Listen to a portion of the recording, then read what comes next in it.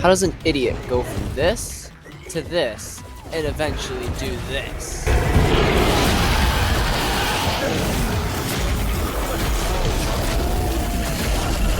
It's quite simple, actually. Let's take this back to post-Golem era.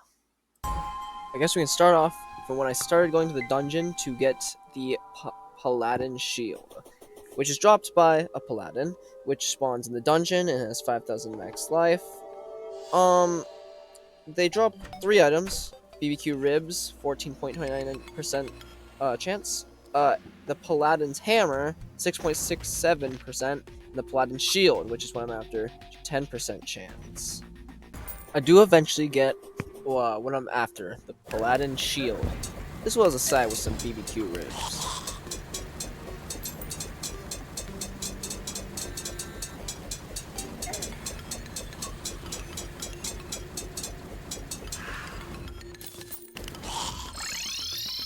Next, I decided to craft some Master Ninja gear since I had a black belt and a tabby, which the Master Ninja gear would make you be able to climb walls, dash, and have the chance to dodge some attacks. So I thought it'd be nice for Duke Fishron.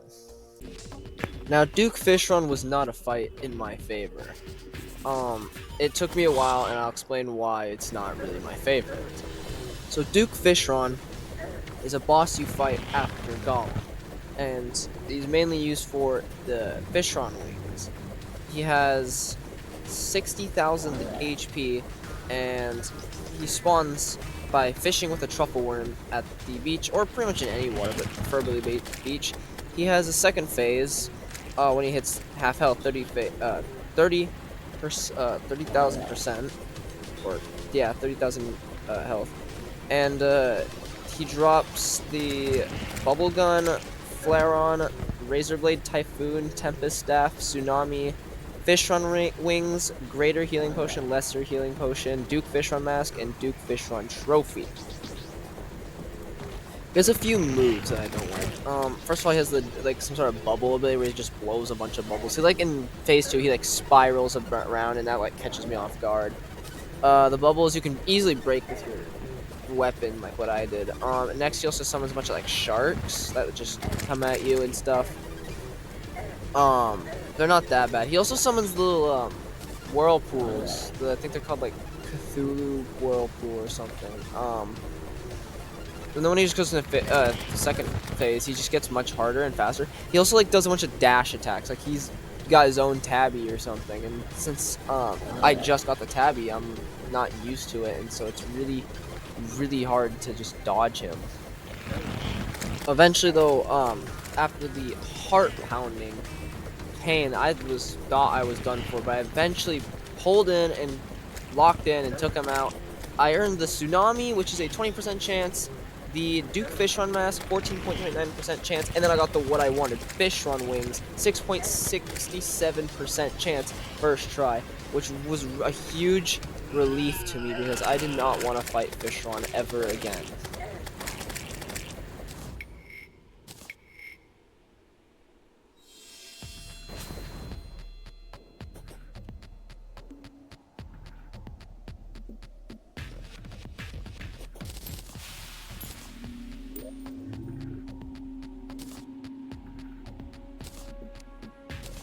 Next up, after Duke Fishron, I had to go straight to the dungeon, fight Lunatic Cultist to spawn the pillars. Now, Lunatic Cultist is spawned by killing the cultist people, the chill dudes over by the dungeon. He's got 32,000 max life, and he drops the Ancient Manipulator, Lunatic Cultist Mask, Lunatic Cultist Trophy, and a Greater Healing Potions, as well as spawning the pillars in. Lunatic Cultist wasn't that hard, you just kind of have to know what you're doing, but he has a lot of different attacks. He has a bunch of fireballs that he summons, 3 or something like that, that kind of home in on the player, not too much. He also summons an ice ball that spins around and shoots a bunch of ice crystals, and a lightning orb that shoots lightning down. When he reaches half health, he does some he summons explosive balls and stuff. I know at one point he makes clones of himself. There's 3 or something. And what you want to do is, there's a difference actually. The clones will have no white in their eyes and they'll look darker and stuff. And he doesn't actually attack. So what you want to do is you actually want to look for him and don't damage the others, because if you do that, the Phantasm Dragon spawns, which Phantasm Dragon is what the main damage from Lunatic Cultist comes from. Now, I didn't know this, so I was hitting the clones, and there was a lot of Phantasm Dragons, and yeah, didn't go so well. And then I got tips from Static Rise, my friend, you've seen in one of the videos, that just to not hit the clones, and it worked out just fine.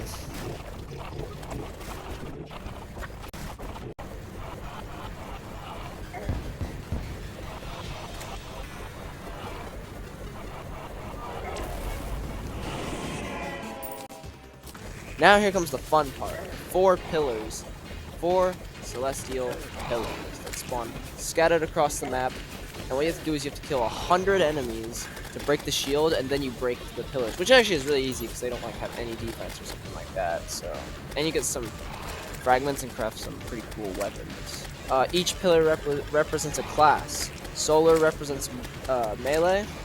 Vortex represents ranged. Stardust represents Summoner, and Nebula represents Mage. The Solar Pillar's enemies are the Korite, Kraltipede, Draconian, Dracomire Rider, Selenian, and Shrawler. The Vortex Pillar's enemies are the Alien Hornet, Alien Larva, Alien Queen, Storm Diver, and Vortexian.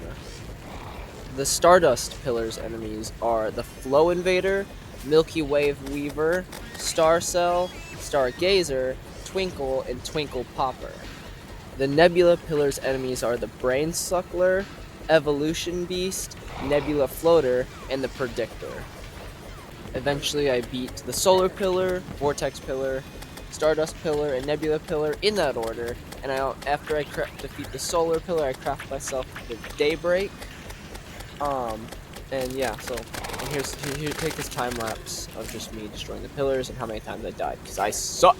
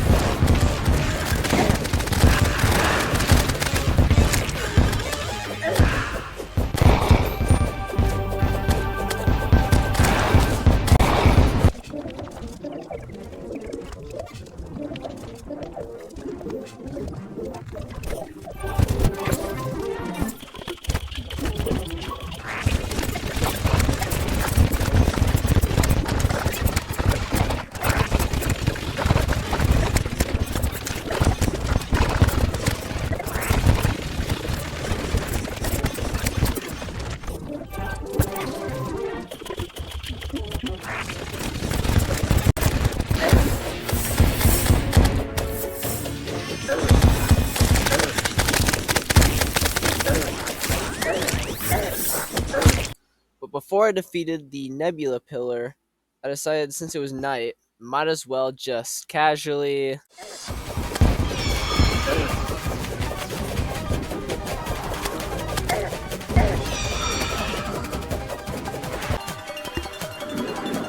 Yeah, so it didn't go so well.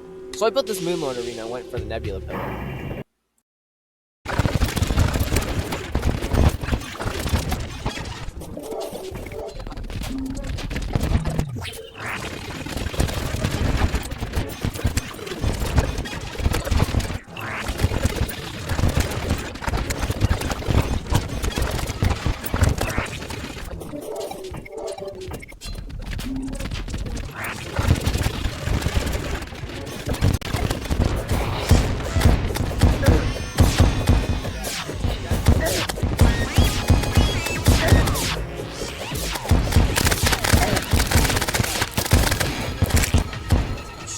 And after the Nebula Pillar was done, and just about a minute later,